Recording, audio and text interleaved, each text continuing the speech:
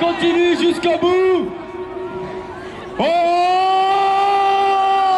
là! On ne lâche rien. Est-ce que vous êtes chaud pour vous battre contre ce projet de loi injuste? Est-ce que vous êtes prêts à défendre les droits des enfants? Faites du bruit!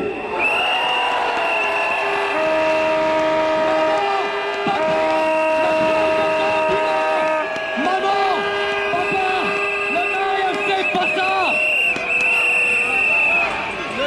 Pour la France, renonçons à la loi! Un enfant est une chance et jamais un droit! La meilleure façon de se marier, c'est encore la nôtre! Depuis le premier bébé, c'est pas prêt de changer.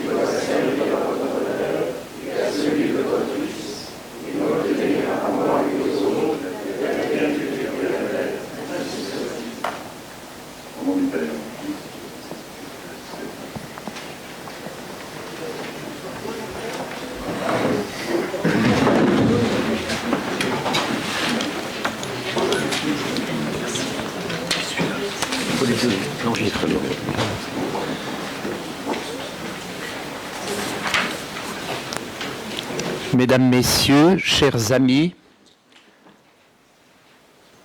je me répète peut-être d'année en année, mais le premier sentiment que nous éprouvons, c'est toujours la joie. La joie de nous retrouver, la joie de voir des visages connus, familiers, d'autres qui sont nouveaux. Et cette joie est particulière en ces temps d'obscurité générale, de danger partout autour de nous.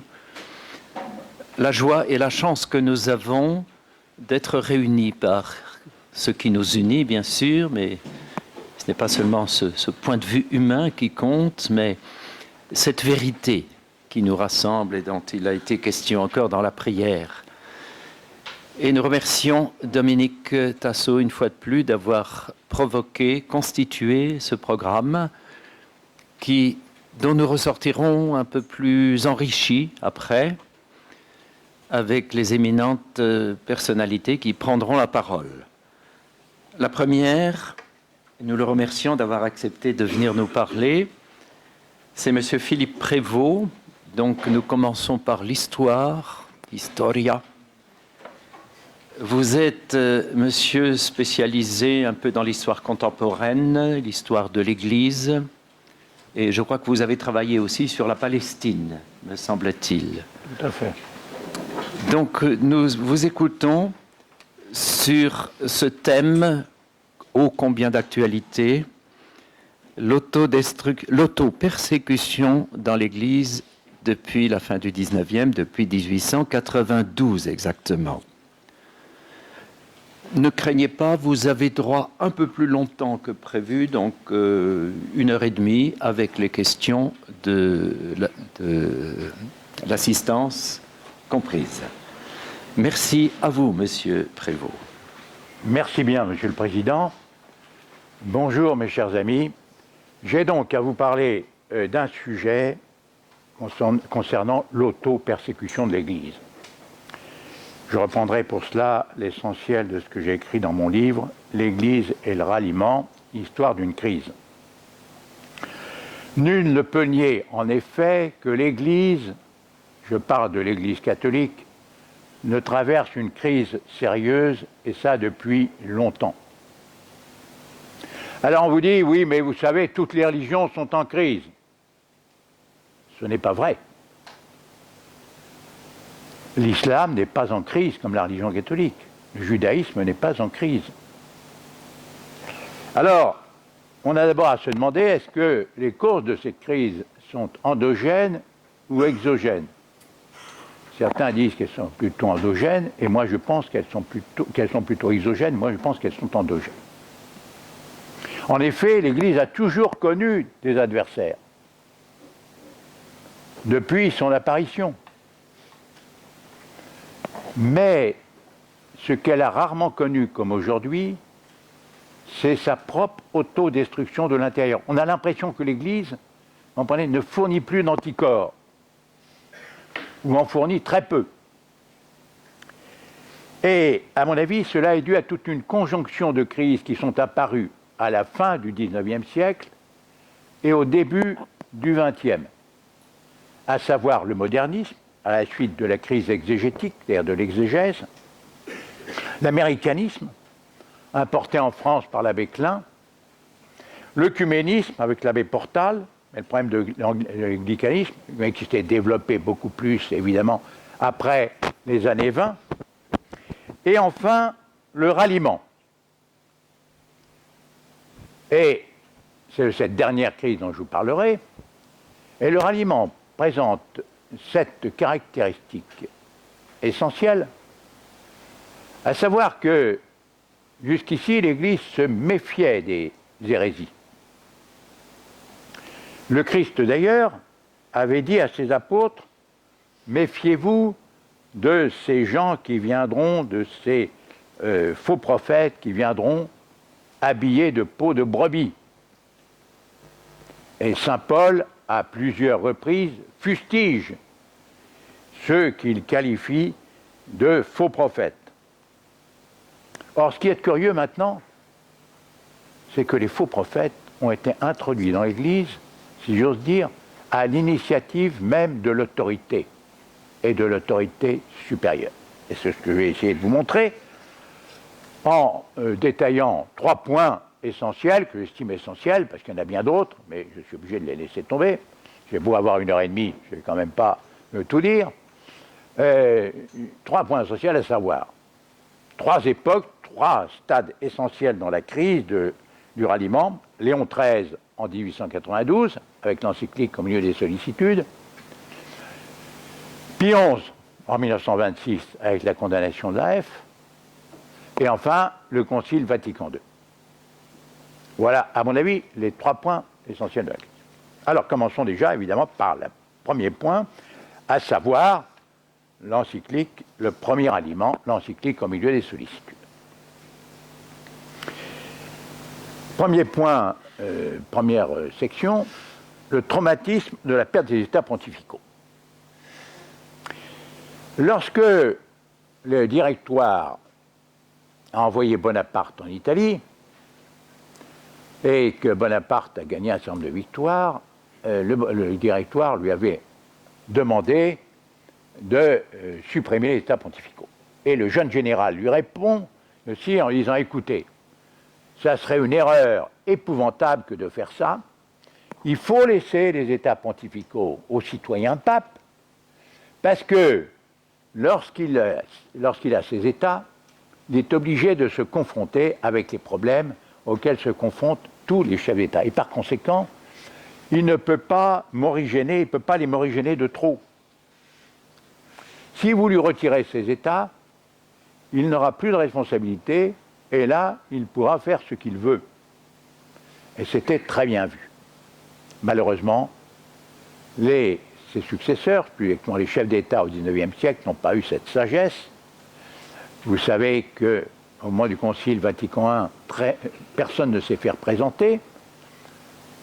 Et ensuite, quand les États pontificaux ont disparu en 1870, aucun chef d'État n'a bronché, pas plus le tsar, qui était bien sûr qui était orthodoxe, mais auquel Grégoire XVI et Pie IX avaient rendu de précieux services en demandant aux Polonais de s'abstenir de se révolter au XIXe siècle, l'Allemagne protestante et tout. Donc, disparition des États pontificaux. Le pape Pie IX a une très bonne attitude, une attitude très intelligente par le non-expédite. Il conseille aux catholiques italiens de se retirer de la vie politique. Et c'est une grande sagesse, parce que si les catholiques italiens étaient intervenus dans la vie politique italienne, ils se seraient présentés comme les défenseurs des États pontificaux, ils se seraient mis à dos la majorité des Italiens, et sur le plan spirituel, ça aurait été une très mauvaise chose. Malheureusement, son successeur ne va pas avoir cette sagesse. Son successeur, c'est Léon XIII, qui est élu en 1878, et dont l'un des buts essentiels va être de reconquérir ces États.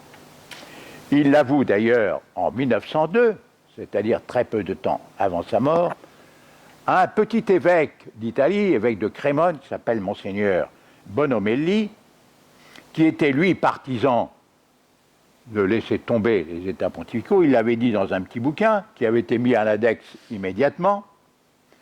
Et il est reçu par le pape au début de 1902. Alors Léon XIII s'inquiéta un peu et sévèrement tourné vers moi, me dit « Je vous en prie, je vous en conjure, ne me causez pas de déplaisir sur ce point. 8, 10 ans, 15 ans passeront, le pouvoir temporel mais nécessaire, et ils devront me le rendre. Et en cela, je suis inspiré par l'Esprit Saint. » Excusez du peu.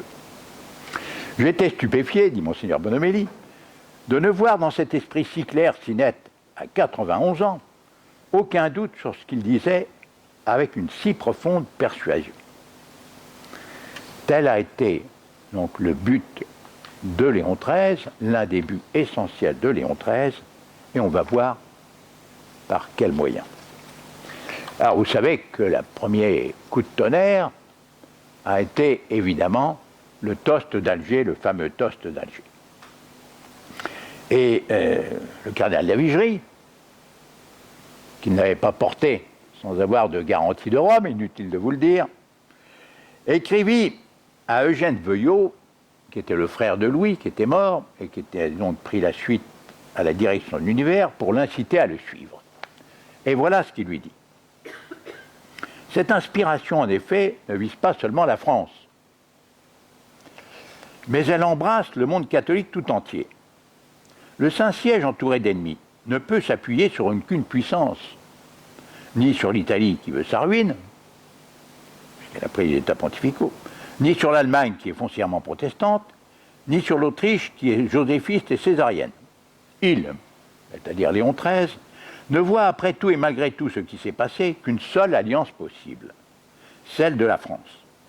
Mais de la France, il ne peut se rapprocher que si la République qui nous gouverne se transforme et devient conservatrice et chrétienne. Pour qu'on se rapproche, il faut commencer par l'acceptation de la forme constitutionnelle du gouvernement et par la renonciation à l'opposition systématique.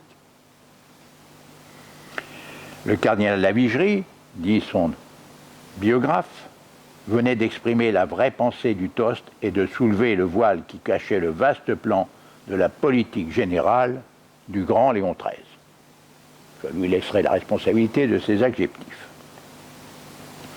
Alors, donc vous comprenez, pour reconquérir ces États, il faut qu'ils se rapprochent de la République française. Mais la République, à l'époque, je vous le rappelle, est déjà anticléricale et tout. Alors, paraît le 16 février 1892, l'encyclique Au milieu des sollicitudes, que je vais vous résumer très rapidement. Premièrement, la thèse, d'abord, qui est classique. Certains en France veulent anéantir le christianisme. Or, seul celui-ci peut établir la paix. Donc, tous les citoyens doivent le défendre, doivent défendre la religion chrétienne. Voilà. Vient ensuite l'hypothèse. Il existe des divergences sur la conduite à tenir vis-à-vis de la République. C'est le moins qu'on puisse dire. Au XIXe siècle, dit Léon XIII, la France a connu une multitude de régimes et chacun est libre de préférer celui qu'il veut. Et c'était vrai. Au XIXe siècle, la France a connu le consulat, l'Empire, la Restauration, la République de Juillet, la Seconde République, le Second Empire, la Troisième République. Bon. Mais, ajoute le pape Léon XIII, en fait, les chrétiens sont tenus d'accepter tous les régimes, quels qu'ils soient, suivant la prescription des apôtres. Mais, dira-t-on, la République est antichrétienne. Et c'est alors que Léon XIII sort de son chapeau la solution miracle et dit oui, mais pour résoudre cette contradiction, il faut distinguer entre constitution et législation. En France, la législation est mauvaise, c'est vrai, c'est évident, il faut la combattre, mais il faut rester à l'intérieur du cadre légal. Ce que les monarchistes n'avaient jamais prétendu faire autre chose d'ailleurs. Mais peu importe. Ça voulait dire en fait, pour ceux qui comprenaient bien, qu'il fallait accepter la Troisième République telle qu'elle était. Alors que penser de tout cela? Que penser de l'encyclique elle-même? Sur le plan théologique d'abord, Léon XIII s'appuyait sur un postulat qui était faux, à savoir que l'unique lien vraiment capable d'assurer l'unité de la vie sociale, condition du bien commun, était de nature religieuse. C'est évidemment oublier que l'homme est par nature un animal politique, que le lien politique unissant les hommes dans une même communauté de destin est d'abord d'ordre naturel et non pas surnaturel. Mais pour faire passer ce pieux mensonge, Léon XIII s'appuyait sur saint Paul. Saint Paul, dont vous savez qu'on a résumé sa doctrine en disant « Omnis potestas Deo », tout pouvoir vient de Dieu.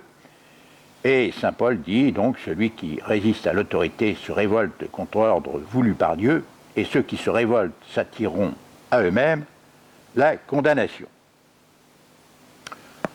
Mais on oublie toujours la suite. Dans l'Épître aux Romains, chapitre 13, d'où est tirée cette parole, saint Paul continue. Les magistrats ne sont donc pas à redouter quand on fait le bien, mais quand on fait le mal. Veux-tu ne pas avoir à redouter l'autorité? Fais le bien et tu recevras d'elle des éloges, car elle est au service de Dieu. Si tu fais le mal, tremble. Ce n'est pas pour rien qu'elle porte le glaive, elle est au service de Dieu, etc. D'où la nécessité de se soumettre, non seulement par crainte du châtiment, mais encore par motif de conscience. C'est aussi pour cette raison que vous payez les impôts, car les magistrats sont les fonctionnaires de Dieu, assidûment appliqués à leur office. Rendez donc à chacun ce qui lui est dû, à qui l'impôt, à qui les taxes, à qui la crainte, à qui l'honneur. Il est donc clair que saint Paul s'est trouvé en face de nouveaux chrétiens romains qui à Rome se sont dit « mais c'est formidable, on nous demande de ne plus adorer l'empereur. Donc on n'a plus à obéir au pouvoir civil, on n'a plus à payer nos impôts, ni à respecter les magistrats. » C'est-à-dire que saint Paul s'est trouvé en face de petits anarchistes en puissance. Et c'est alors qu'il leur a dit « mais attendez, c'est pas ça. On vous demande de ne pas adorer l'empereur, ça ne veut pas dire qu'on vous demande de sortir de la société et de vous comporter comme des mufles. » Voilà ce qu'a voulu dire saint Paul. Or, que lui fait dire Léon XIII? Il lui fait dire qu'il faut accepter, sans arrière-pensée, avec cette loyauté parfaite qui convient aux chrétiens, le pouvoir civil dans la forme où, de fait, il existe. C'est-à-dire que les chrétiens, en fait, sont condamnés à être des moutons bêlants. Ce que n'a jamais demandé saint Paul. La deuxième critique, évidemment,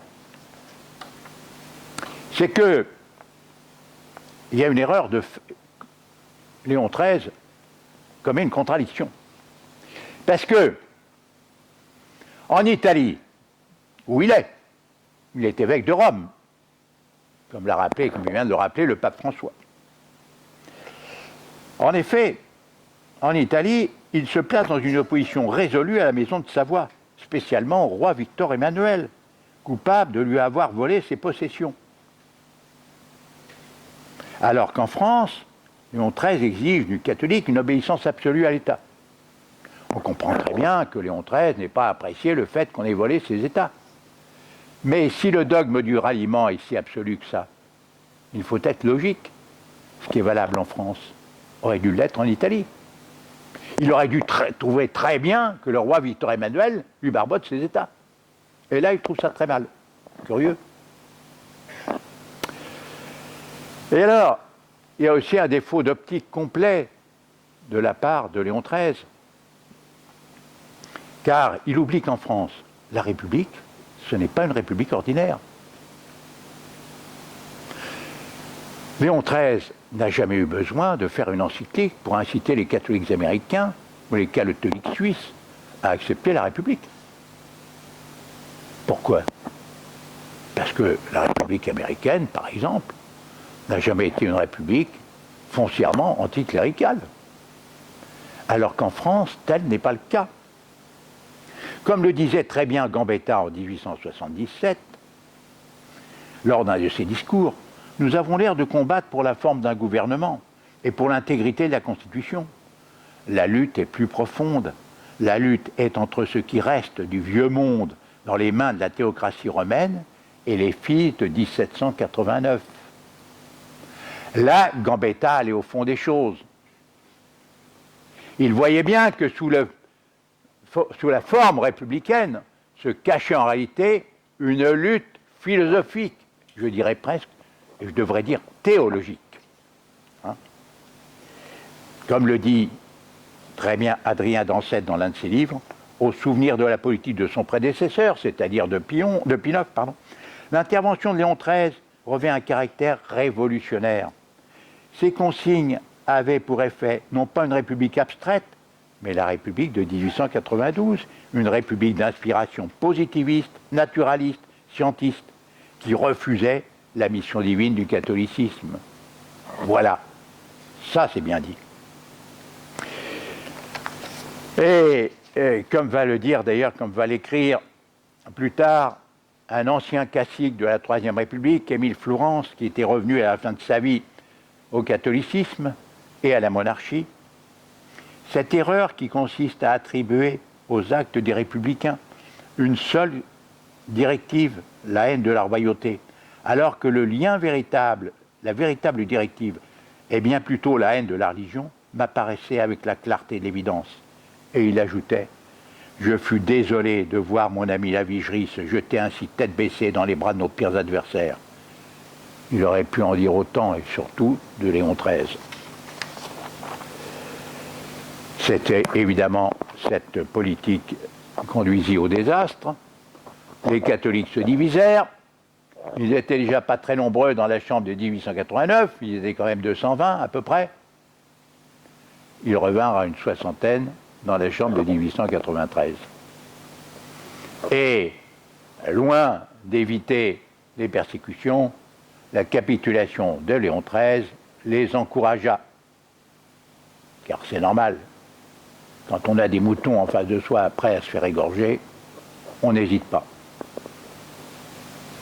Et vous savez très bien à quoi ça a conduit.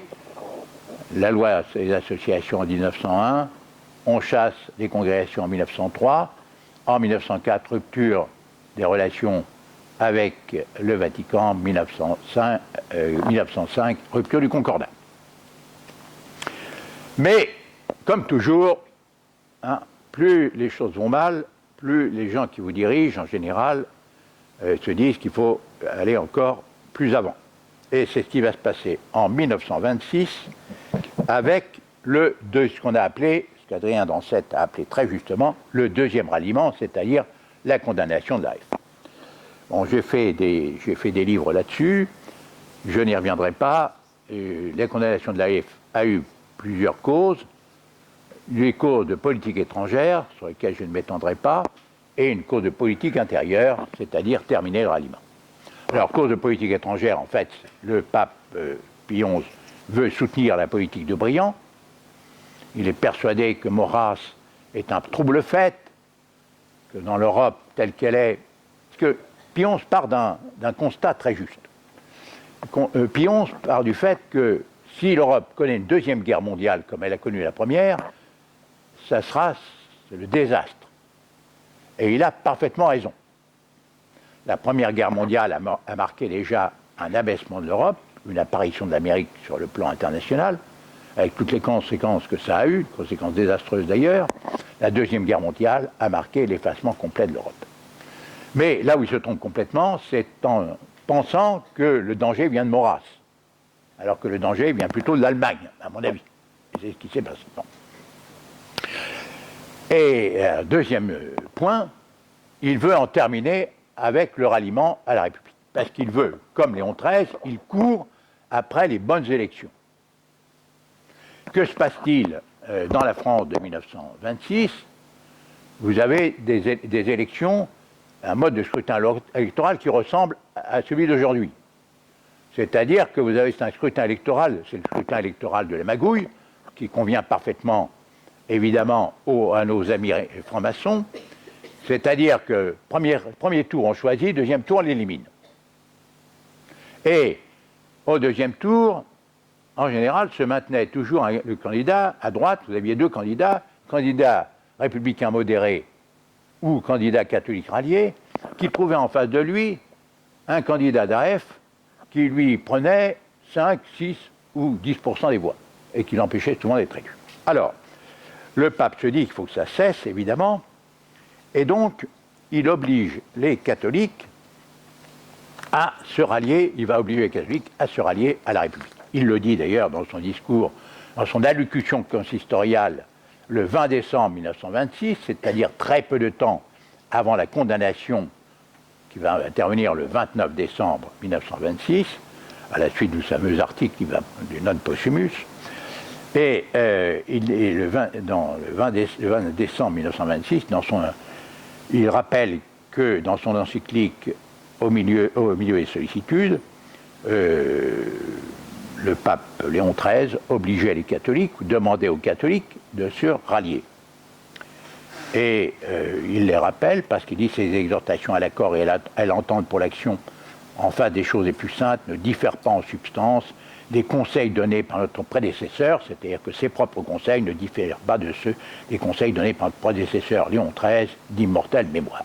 Ils en diffèrent si peu d'ailleurs qu'on aurait pu les prendre pour des papiers collés, pour du papier collé. Et d'ailleurs, il le dira par la suite à certaines personnes qu'il a reçues en audience, en particulier au père Burtin. Le père Burtin, c'est le procureur des Pères Blancs à Rome. Il le convoque un jour pour lui demander une explication sur un détail de sa règle, et le père Burtin rapporte à notre ambassadeur Dulce, il allait se mettre à genoux pour se retirer lorsque le pape a commencé par lui parler de l'AF, et cela pendant un quart d'heure. À propos du cardinal Lavigerie et de Léon XIII, il a dit qu'on a eu tort de ne pas les écouter, nous avons perdu 50 ans, il faut en revenir là. Et quand il s'adresse au père Burtin, le pape Pie XI sait qu'il s'adresse à quelqu'un qui sait de quoi il parle. Car le père Burtin était procureur aussi en 1890, 1891, 1892. Et c'est lui qui avait servi d'interface entre Léon XIII et le cardinal Lavigerie, cardinal archevêque d'Alger, pour préparer le fameux toast. Recevant un petit peu plus tard, mais la même année, Monseigneur Rousseau, évêque du Puy, sympathisant à l'Action française, le pape lui dit, c'est ce que rapporte le révérend père Le Floch à Monseigneur Chollet, archevêque de Cambrai. Il reçoit 2 fois pendant 1h30 Monseigneur Rousseau, et il parle constamment. Et en gros, voilà ce qu'il lui a dit.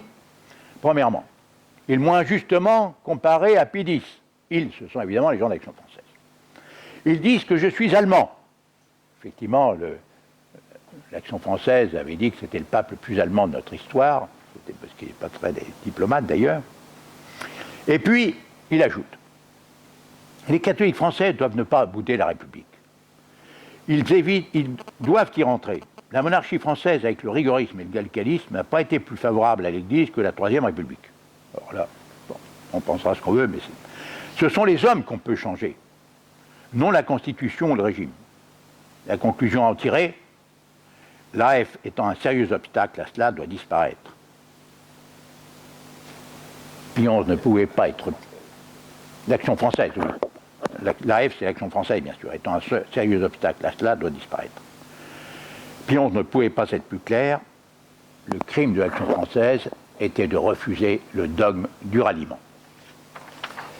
Quelles vont être les conséquences de la condamnation? Alors, je passerai très vite sur certaines conséquences. Les conséquences pour l'Action française elle-même, évidemment, c'est que l'Action française va perdre énormément de lecteurs et d'adhérents.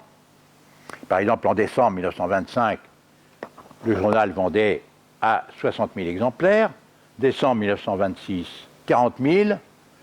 En décembre 1927, ça oscille entre 31 et 33 000. En Belgique, à Louvain, par exemple, la faculté de Louvain, où en 1925, l'AF vendait 600 exemplaires parmi les étudiants. Cela tombe à 60 exemplaires, entre 30 et 40 fin 1926, et 8 après la condamnation. Vous avez beaucoup de sections d'Action française qui vont disparaître, qui vont végéter. Premier point. Voilà. Deuxième point, vous allez avoir des conséquences politiques aussi. Car, en condamnant l'Action française, le pape affaiblit la France. Et par contre, il renforce indirectement l'Allemagne. En sorte qu'on peut dire qu'avant d'être battu sur les champs de bataille, en 1940, la France l'a été dans les sacristies à partir de 1926. Enfin, troisième conséquence, et c'est là-dessus que je vais insister bien sûr, ce sont les conséquences religieuses de la condamnation de l'Action française. Car ces conséquences religieuses préparent le Concile Vatican II. Vous savez que Maurras avait été qualifié par Pie X, devant Camille Bellègue, de beau défenseur de la foi. Comment est-ce possible qu'un pape ait pu qualifier un agnostique notoire, et qu'il restera jusqu'à sa mort pratiquement, de beau défenseur de la foi? Alors, les démocrates chrétiens vous disent « Ah oui, mais c'est parce que Bellègue a mal compris, c'était beau défenseur de l'Église, hein, c'est pas fédé, c'est cédé. » Et Bellègue a toujours dit qu'en réalité, il avait parfaitement compris que c'était bien « bello defensore della fede », beau défenseur de la foi. Eh bien, tout simplement parce que Pie X, lui, connaissait son catéchisme. Et il savait que l'homme ne s'ouvre à la vie surnaturelle, celle de la grâce, que s'il s'approprie au mieux, les exigences de sa nature, qui est le respectable obligé de la grâce. Or, cette appropriation se fait politiquement par subordination de la personne au bien commun, lequel s'incarne dans l'État. Donc, l'homme répond d'autant mieux aux exigences de la vie surnaturelle qu'il défend le bien commun temporel.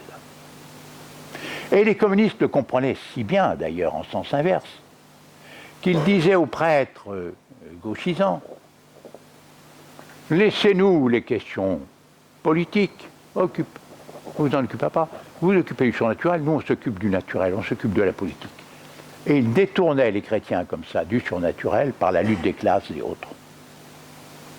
Alors qu'au contraire, comme disait le père Descoq, sur tous les points, la physique politique de Maurras était en accord avec le catholicisme. Il préparait en effet la nature à recevoir la grâce. Ainsi s'explique que de nombreux religieux, comme le père Billot, futur cardinal, jésuite, Dombès, le père Peg, le père Vallée, Clérissac, Garrigou-Labranche, etc., aient été très proches de l'AF, et que l'AF ait amené au catholicisme des esprits aussi différents que Maritain, Sicari, Henri Massis et bien d'autres. Non, pas du tout, parce que Maurras prêchait en tenant la croix, pas du tout, mais parce que par sa physique naturelle, Maurras amenait les gens tout naturellement au christianisme.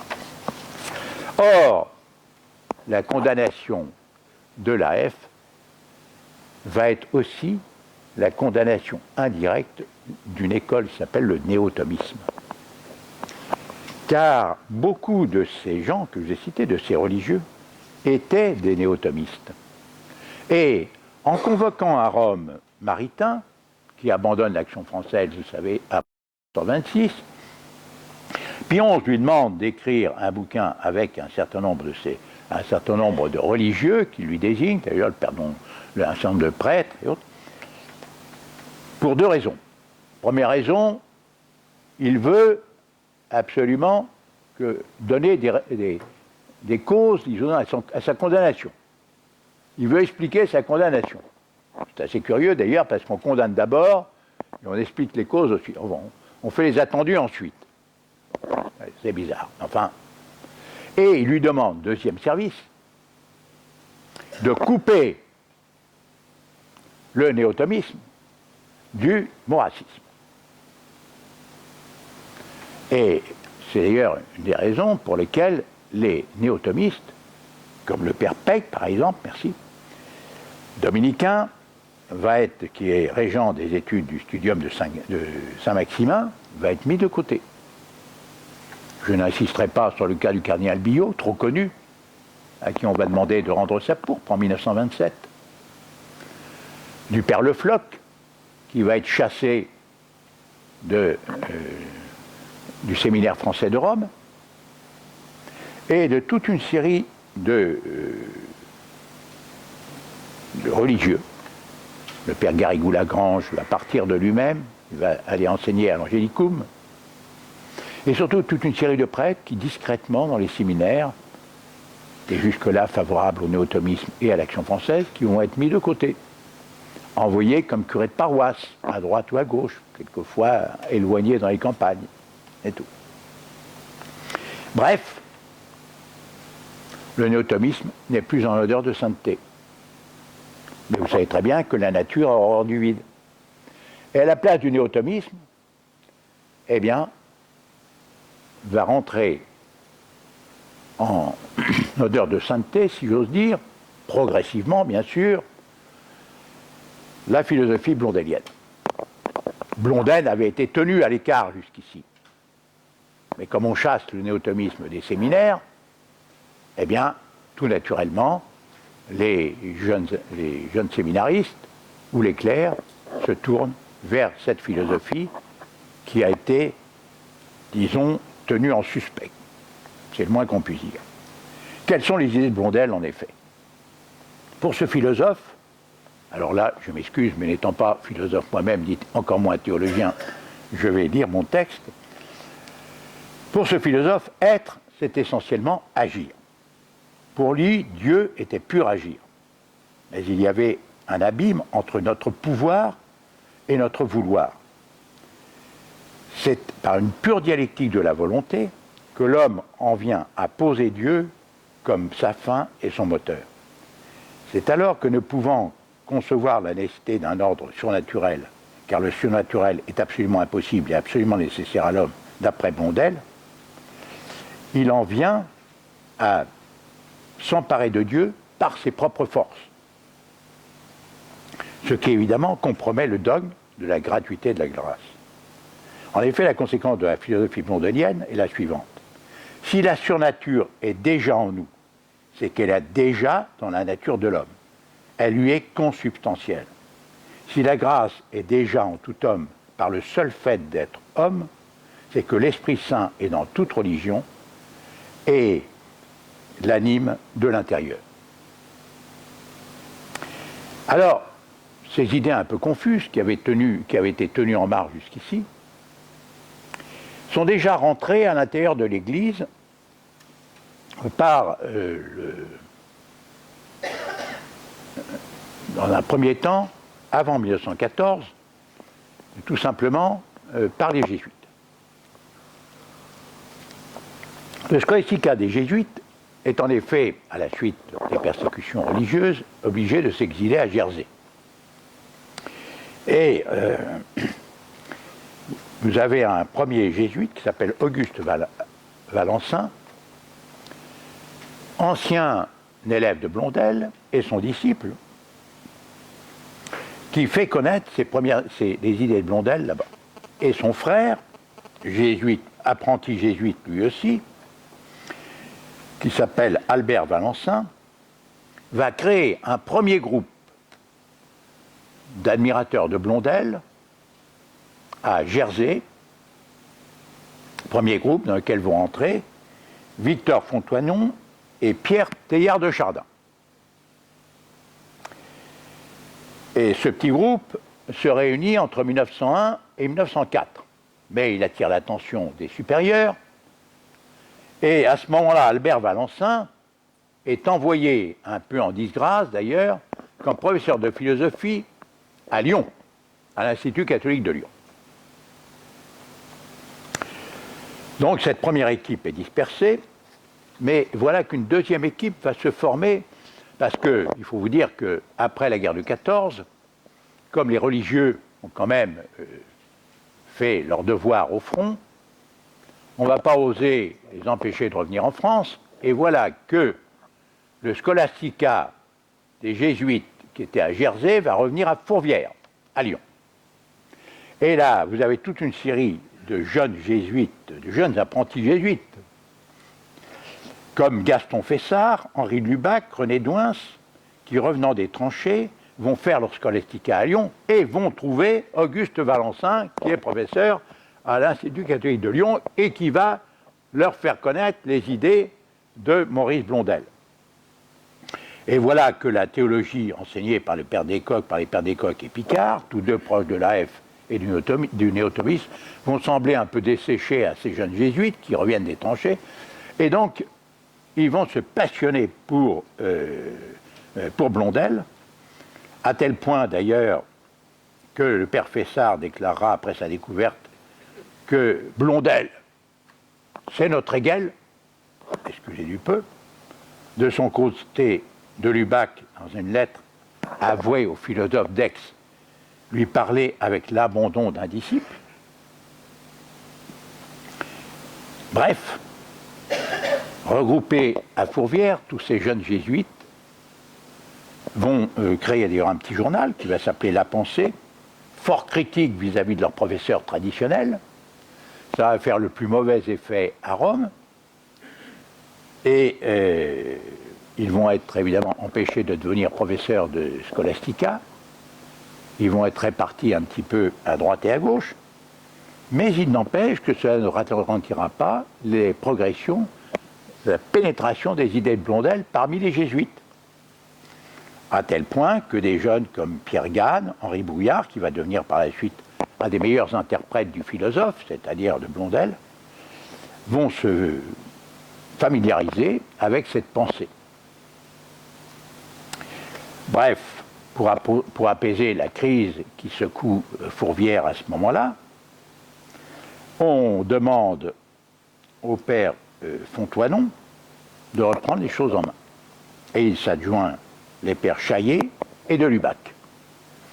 Et donc ils vont avoir à former, avant la Deuxième Guerre mondiale, des jeunes comme Dan Hénoux, Pierre Gane, Stanislas Lyonnet, Claude Mondésert, Robert Rouquette, Urs von Balthasar et tout ça, des jeunes qu'on va retrouver évidemment après au moment du Concile.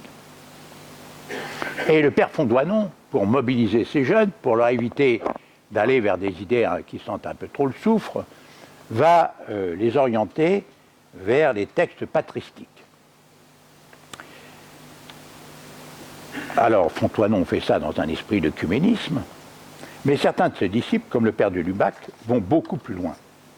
Ils essayent de combattre la philosophie scolastique, qu'ils estiment avoir une vision trop univoque de la théologie médiévale, et avec cette ce combat contre la philosophie scolastique, ils essayent de dynamiter un peu toute la théologie traditionnelle. De son côté, vous avez aussi chez les dominicains une révolution qui s'opère avec le père Chenu. Car le père Chenu combat ce qu'il appelle la philosophie baroque, la théologie baroque, c'est-à-dire qu'il reprend toute la philosophie de saint Thomas et il met à la poubelle tous ceux qui sont partis de saint Thomas, qui ont suivi saint Thomas, c'est-à-dire les Suarésiens et tout ça. Il veut revenir au thomisme pur. Et en partant du thomisme pur, voilà qu'il va engendrer ce qu'on appelle, il va étudier à partir du XIIIe siècle, il fait une philosophie, il veut une théologie qui soit dans le siècle, une théologie qui soit fondée dans l'histoire. Il veut une théologie du XIIIe siècle qui revienne aux origines. Et par la suite, il va évidemment continuer, il va faire aussi une théologie il veut une théologie qui soit incarnée dans les problèmes du XIVe siècle, du XVe, du XIXe et progressivement du XXe. C'est ce qu'il va appeler des lieux de théologie en acte. Et au fur et à mesure, il en vient à poser les problèmes de la crise, du fascisme, du colonialisme, de l'action catholique, etc., etc. C'est-à-dire à avoir une position qui va être de plus en plus révolutionnaire. Et les dominicains du Solchoir vont avoir une influence très nette parce qu'ils reçoivent des responsables d'Action catholique, des aumôniers d'Action catholique, etc., etc. Des gens qui sont dans le siècle.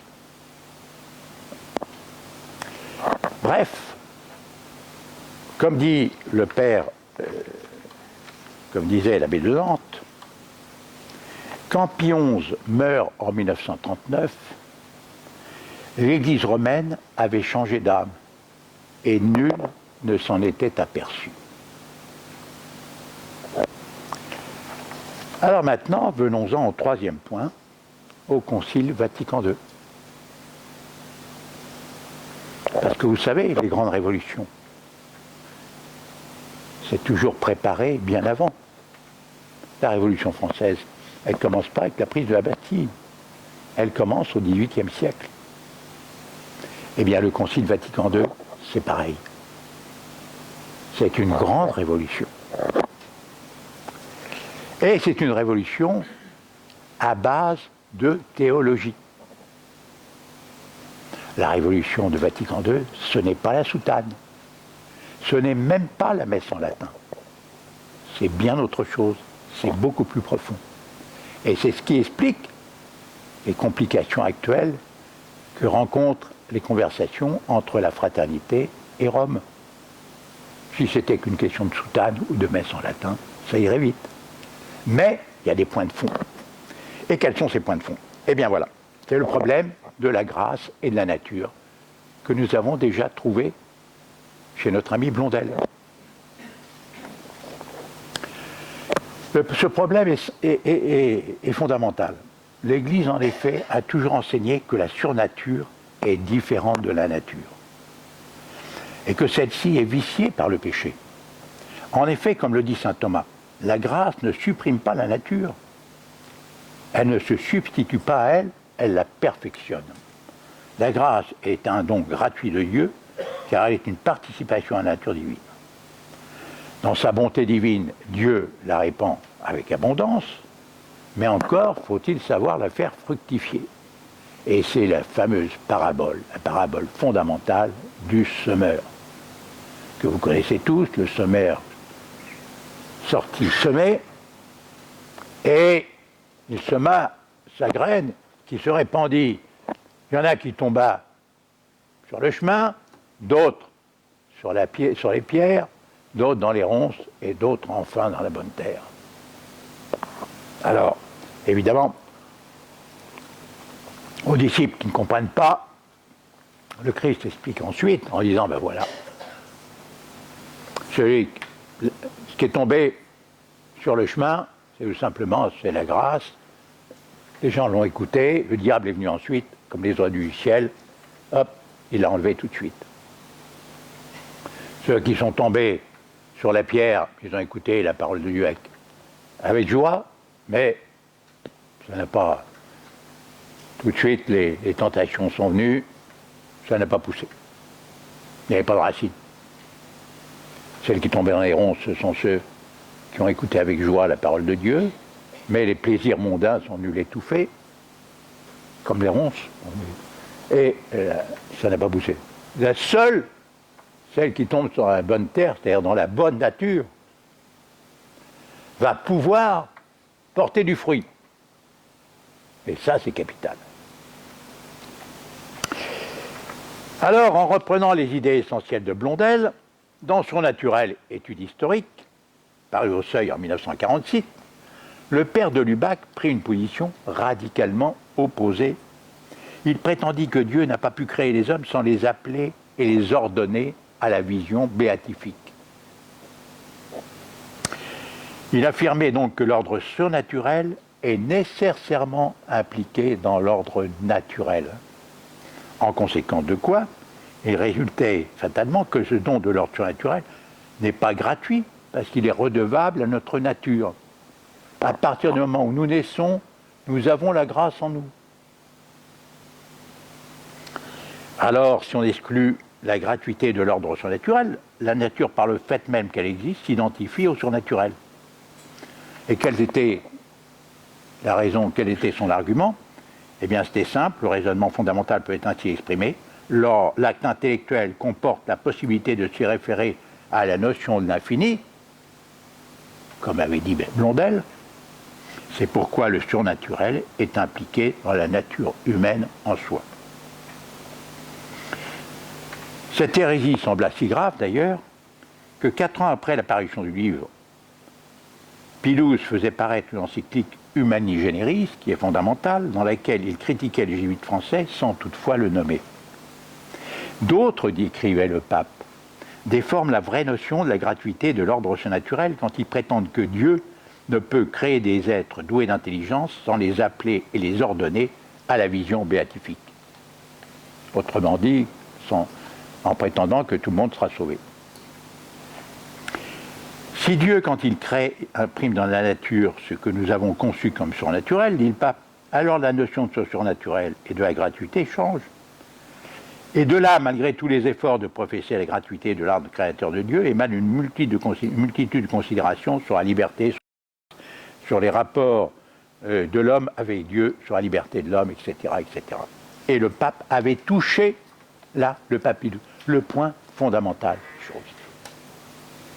Le père de Lubac se soumit en apparence.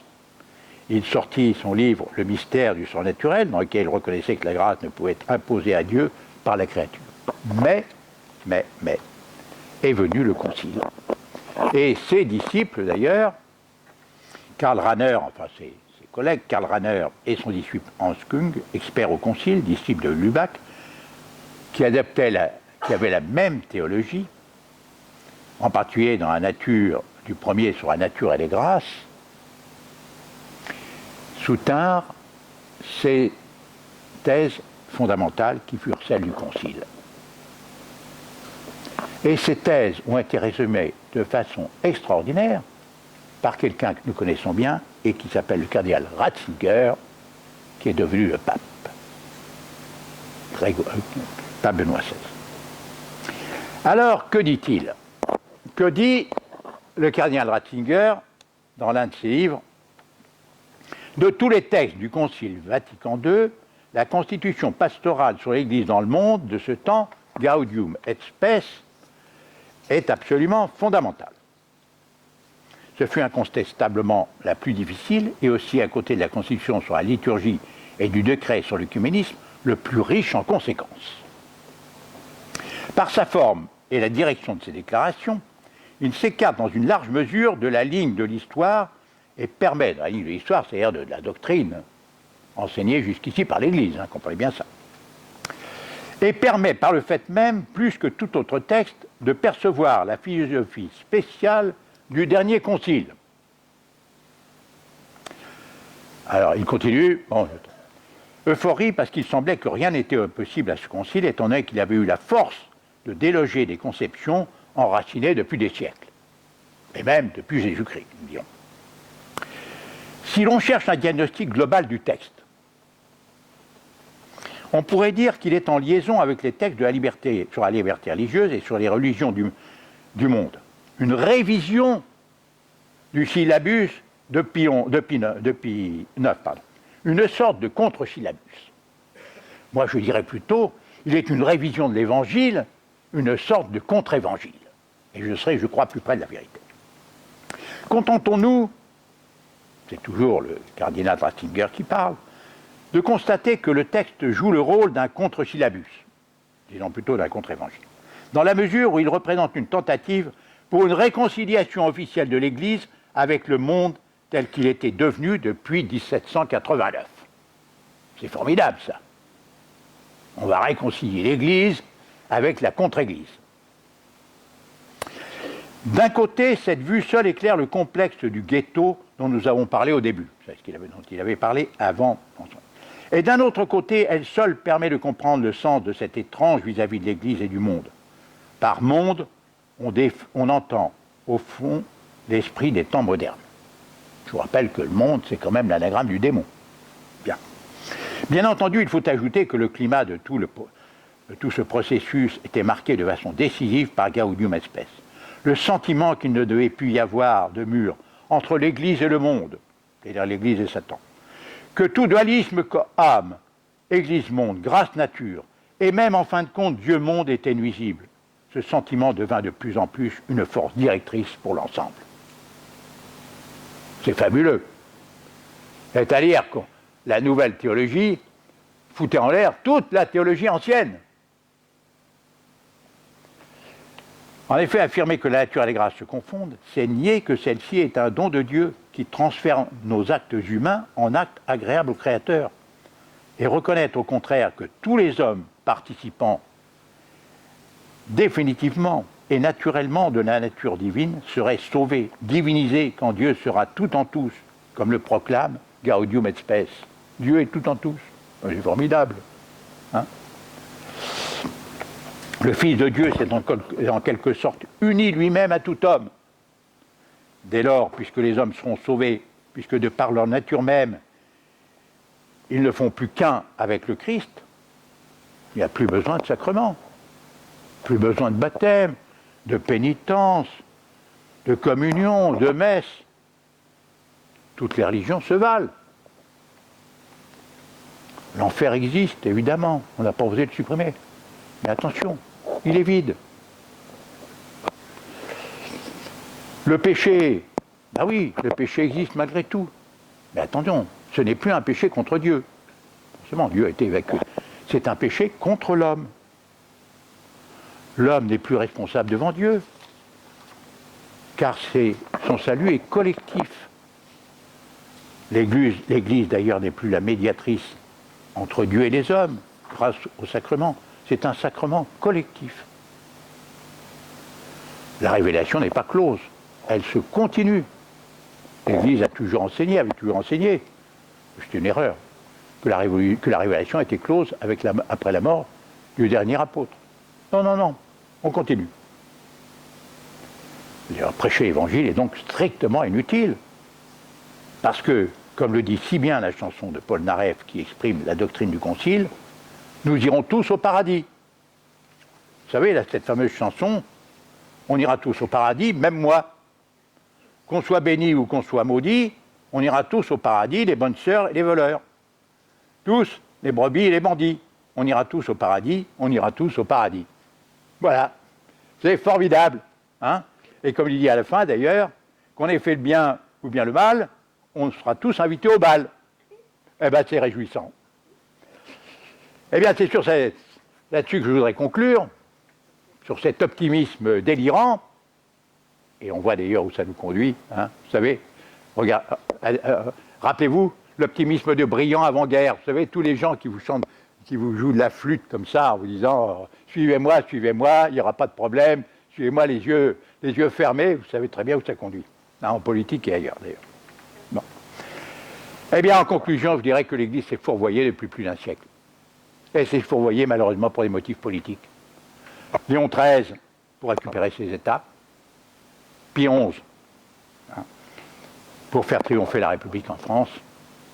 Et pour assurer la paix de l'Europe, c'est fichu dedans. Et Jean XXIII et Paul VI, le Concile a prétendu être en dehors de toute politique, alors qu'en réalité, il a fait de la politique, puisqu'il a invité, évidemment, les représentants orthodoxes au Concile, qui étaient tout simplement des représentants du KGB, ainsi, d'ailleurs, que des agents de l'entité sioniste, hein, qui sont venus aussi faire pression au Concile et qui font encore pression sur l'Église, actuellement. Et voilà ce qui explique en partie, je dis bien en partie seulement, le désastre auquel nous assistons aujourd'hui. Je vous remercie de votre attention et je suis là pour répondre à vos questions.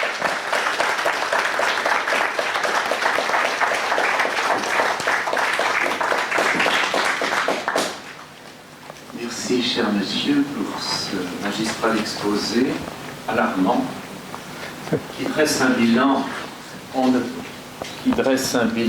ne peut plus sombre des temps que nous vivons, mais qui, en nous rappelant un certain nombre de choses que nous avions apprises pendant nos études, pendant nos lectures, nous force à jeter un autre regard, oui, un bilan. Je ne sais plus, c'était un père jésuite dans ma jeunesse qui nous disait: vous savez, les archéologues ont fait beaucoup de découvertes en observant du ciel, à la lumière rasante du soleil du soir, le relief. Et là, on a découvert des traces d'anciennes murailles, des remparts, on a fait des fouilles, on a découvert des choses. Il faut parfois ce regard en oblique à la lumière du crépuscule que nous vivons en ce moment, pour apercevoir tout un relief caché. Je suis sûr que beaucoup d'entre nous n'avaient pas fait le lien entre cardinal Lavigérie, les conséquences, la réaction les conséquences de l'interdiction de 1926, oui, les désastres. Vous nous mettez en perspective beaucoup d'événements et des explications assez claires.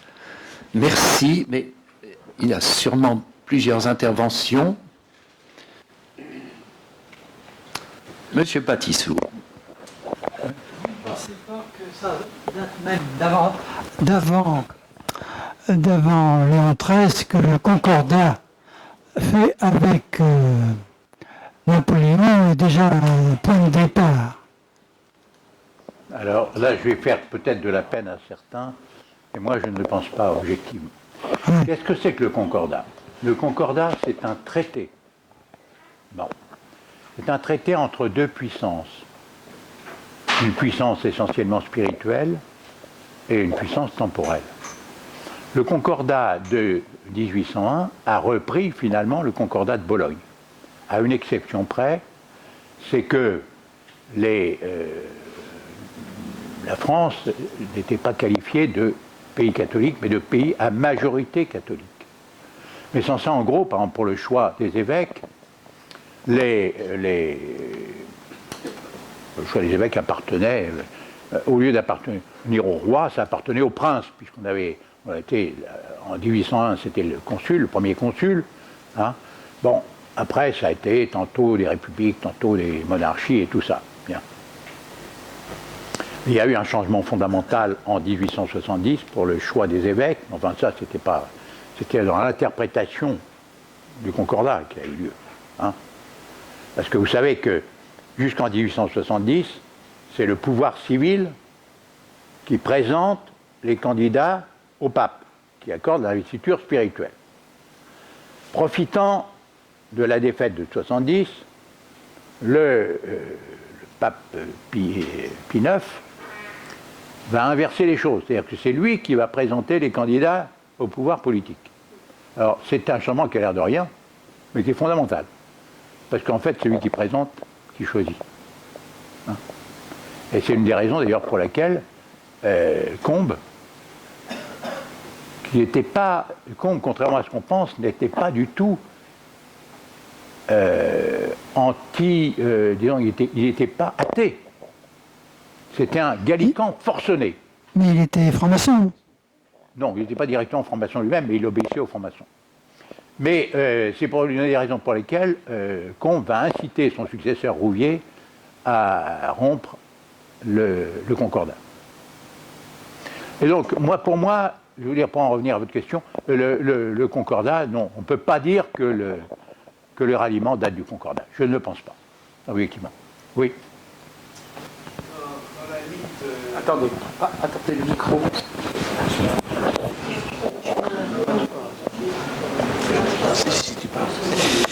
Dans la ligne du sujet là, qui vient d'être soulevé par la question précédente, vous avez parlé vous avez relié le concordat de 1804 ou 1801 au Concile de Bologne. Au concordat de Bologne. Au concordat de Bologne.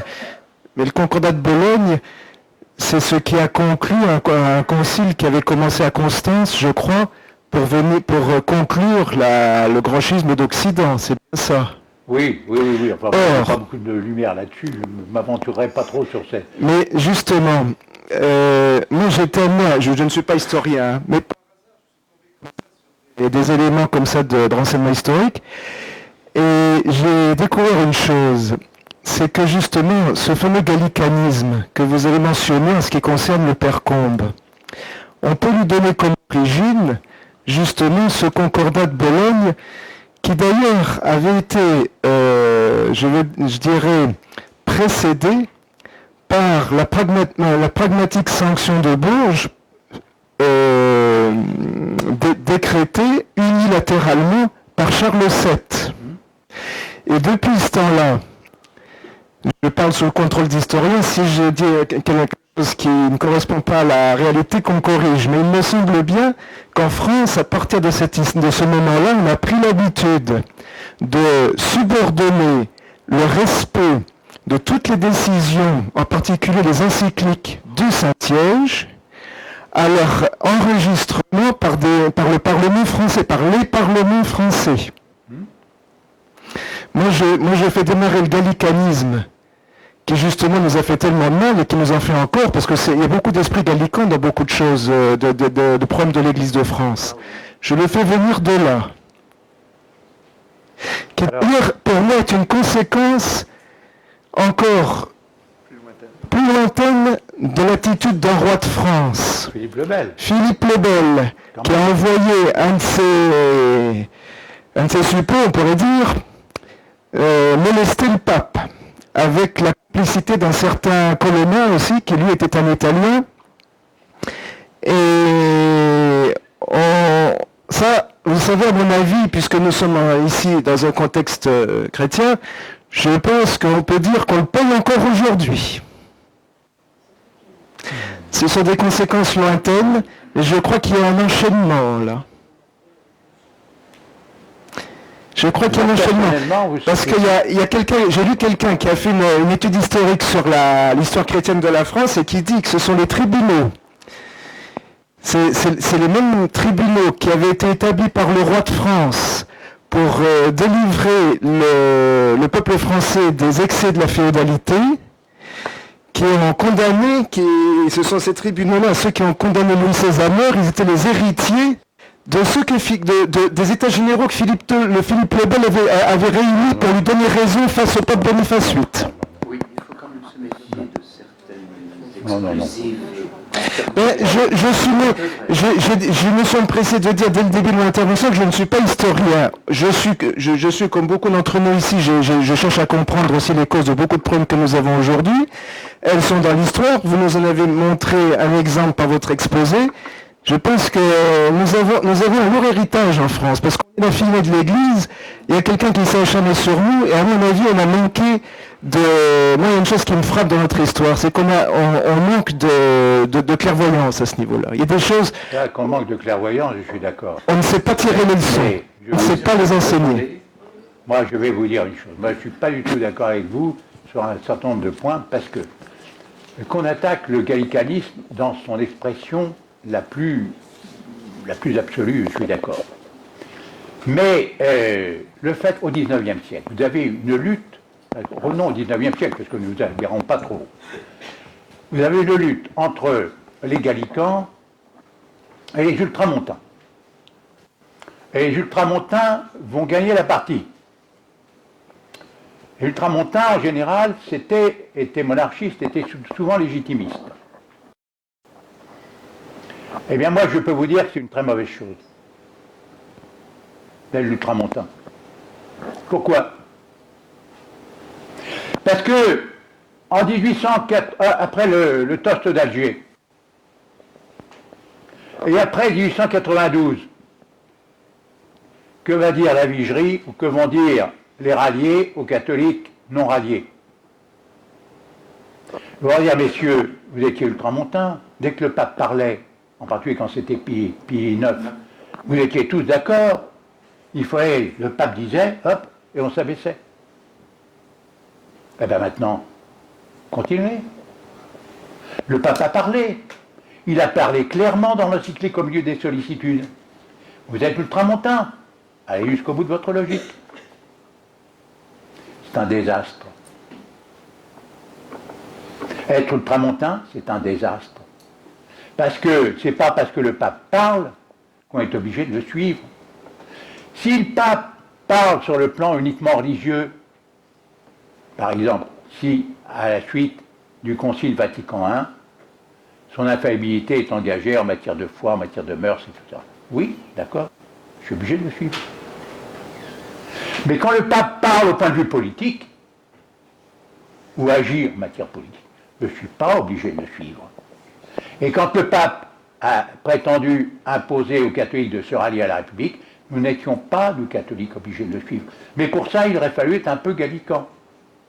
Et rappeler ce qu'un certain nombre de rois voulaient rappeler, à savoir que le roi est empereur en son royaume, et qu'il n'a pas à se soumettre au diktat du pape. Et c'est à juste titre, d'ailleurs, en partie, que les parlements enregistraient les encycliques ou les mandements des papes. C'est normal. Et le drame est venu de la mort de Louis XVI, car les catholiques, n'ayant plus de roi, ont reporté leur amour vers le pape. Le pape est devenu le pape roi. Et il n'est pas fait pour ça. Il n'est pas fait pour ça. Le pape, c'est le pape. Le roi, c'est le roi. Et c'est très mauvais de confondre les deux. De confondre la politique et la religion. Voilà. C'est pour ça que moi, je suis contre, aussi bien contre l'ultra-gallicanisme, contre l'ultramontanisme. Parce que les deux vous fourrent dans l'ornière. Parce que quand vous avez un pape très bien comme Pie IX, tout le monde dit « Ah, c'est un bon pape, c'est formidable, il faut le suivre, il faut le suivre ». Oui, mais quand il y a un pape moins bien qui suit, alors là vous êtes coincé, parce qu'on vous dit « Mes chers messieurs, ce que vous avez dit pour Pie IX, il faut le dire pour le successeur ». Voilà, c'est tout. Moralité, il faut toujours distinguer la simplification. La simplification est toujours porteuse de néfastes conséquences. Et un des bienfaits de votre exposé, c'est de nous obliger à revoir certaines nuances, certaines distinctions historiques en particulier. Est-ce que vous pourriez peut-être nous rappeler ce qu'était l'américanisme? Je pense que tout le monde ne se rappelle pas ce que c'était. Alors vous avez un excellent livre qui a été fait par Paul Vigneron, une thèse d'ailleurs, qui est faite sur l'américanisme. C'est le fait qu'on dise, ça vient de l'Amérique, évidemment, comme on l'a dit d'ailleurs. C'était les évêques américains, en particulier, je crois, l'archevêque de Détroit, qui avait dit, écoutez, tout ça, ces prières, les machins, tout ça, c'est pas très efficace. Ce qu'il faut, c'est de l'action. Vous voyez, c'est tout à fait en accord avec l'Église américaine. Vous voyez, c'est de l'action, il faut agir, il faut faire des actes, il faut... Bon. Et on néglige un peu tout le reste, c'est du secondaire. Et je dois dire que Léon XIII, il faut lui rendre hommage quand même, quand c'est nécessaire, Léon XIII a réagi contre l'américanisme, et il a eu raison. Car rien n'est possible sans la prière. D'ailleurs, l'américanisme, vous avez des... par exemple, si vous voulez être très concret, bah, c'est le cas de l'Action catholique, vous comprenez? Oh, la prière, tout ça, ça ne sert à rien. Maintenant, on va reconquérir la jeunesse, on va reconquérir le monde à base d'action et tout. Voilà, vous voyez où ça, ce que ça a donné. Claude Léon. Oui, pardon. Oui, ce qui m'a le plus intéressé dans votre exposé, très intéressant, surtout sur le plan historique, mais c'est la fin, je dirais, quand vous avez insisté sur les rapports entre la nature et la grâce. Parce que je crois qu'effectivement, c'est ça le débat de fond qui est actuellement dans l'Église, et c'est ça vraiment qui est vraiment déterminant, c'est que à partir du moment où on ne croit plus au péché originel, je dirais donc, et donc on ne croit plus effectivement à l'importance, je dirais, des sacrements pour se sauver. C'est un petit peu ce que vous avez dit. Hein, nous irons tous au paradis, on n'a plus besoin de sacrements, enfin à la limite, on n'a plus besoin d'église, on arrive dans une religion humanitaire, générale, etc. Donc d'un œcuménisme très large. Et effectivement, ce qu'il faudrait, ce serait revenir vraiment, je dirais, à prendre au sérieux le péché originel. Mais évidemment, pour ça, il faut un petit peu justement des doctrines de l'évolution, etc. Parce que tant qu'on est dans les doctrines de l'évolution, le péché originel, c'est un simple accident d'histoire. Et effectivement, ce qui est dramatique, c'est que je dirais nos papes et nos évêques occultent complètement ce sujet-là, et que petit à petit, on rentre dans une optique protestante, et on abandonne les fondamentaux de la foi, non pas en les niant, mais simplement en les occultant. On n'en parle plus. Et c'est ça, voilà. Et c'est ça, je crois, le plus grave. Voilà, tout le problème est là. C'est-à-dire qu'il faut sortir du Concile Vatican II. Alors espérons que maintenant, puisqu'on a un nouveau pape qui n'a pas participé au Concile, espérons qu'il va sortir de là. Vous comprenez ? Les papes, ce qu'il faut bien voir, c'est qu'un pape ne se renie jamais lui-même. Maurras a toujours cru a longtemps cru que sa condamnation, qui était innommable et injuste, serait levée par Pie XI, en faisant que Pie XI n'aurait jamais levé la condamnation de la F. Il ne pouvait pas la lever, parce que ça aurait été sa condamnation à lui, sa propre condamnation qu'il aurait. Donc, il a fallu attendre que Pie XI disparaisse pour qu'enfin la condamnation soit levée.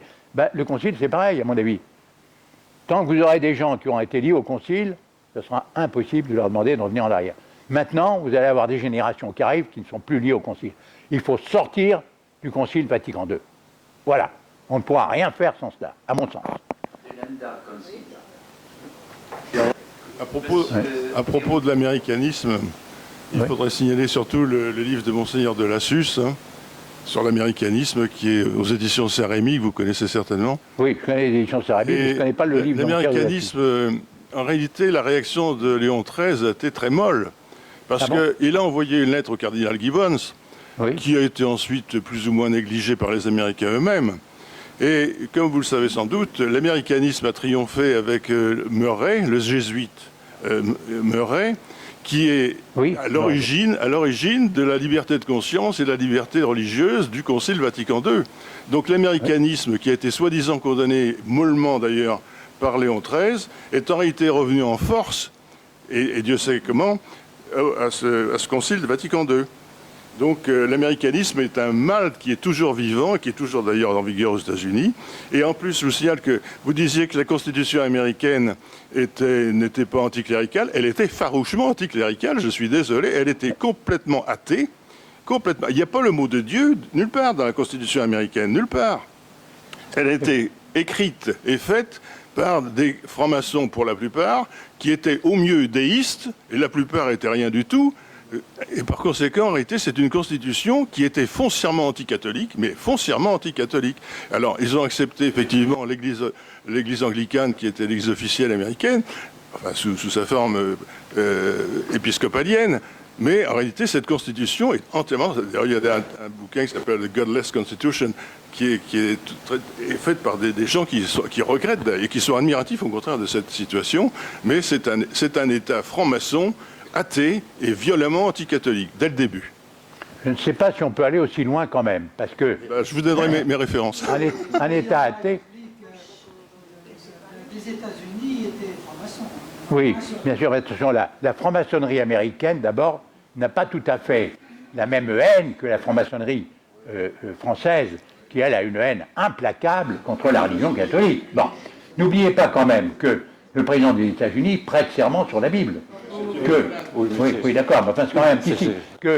Au début de chaque session du Congrès, vous avez un pasteur, ça doit être un pasteur épiscopalien qui vient dire des prières et tout, qui serait inenvisageable ici. Et vous avez quand même une liberté religieuse aux États-Unis qu'il n'y a pas ici. Une haine contre la... Ici, il y a la haine contre la religion. Non, alors, c'est Une merveilleux, hein. dernière intervention, parce qu'il est presque 11 heures. Je vous avais demandé la parole. Un bref mot de rapportant du thème sur lequel vous avez, à juste titre, à mon avis, beaucoup insisté, celui, comment dire, d'une espèce d'inflation, d'un mauvais surnaturalisme, n'est-ce pas, à l'époque que Oui. vous évoquiez, les Teilhard, les Valencin, dans le sillage des Blondel et autres, développe l'idée, n'est-ce pas, que le vrai chrétien, c'est celui qui croit qu'il a droit à la vision béatifique, peut-être pas tout de suite, mais bientôt. Il est né pour en disposer, n'est-ce pas, Dieu est le premier à le vouloir, etc.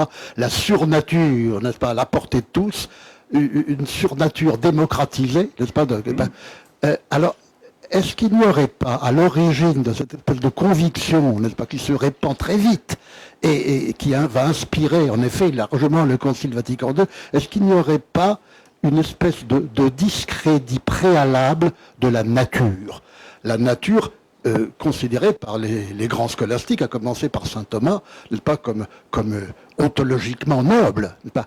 Est-ce qu'il n'y aurait pas une espèce d'alignement de l'Église de l'époque sur un scientisme dont l'objectif fondamental est de liquider dans tous les esprits l'idée de nature, n'est-ce pas? L'idée de nature. Il n'y a que des phénomènes. Il y a des interactions entre des phénomènes que nous ne commençons seulement à entrevoir. Il n'y a pas de nature. La natura, les naturés, c'est de la frime, c'est de la rigolade. Ça n'existe pas.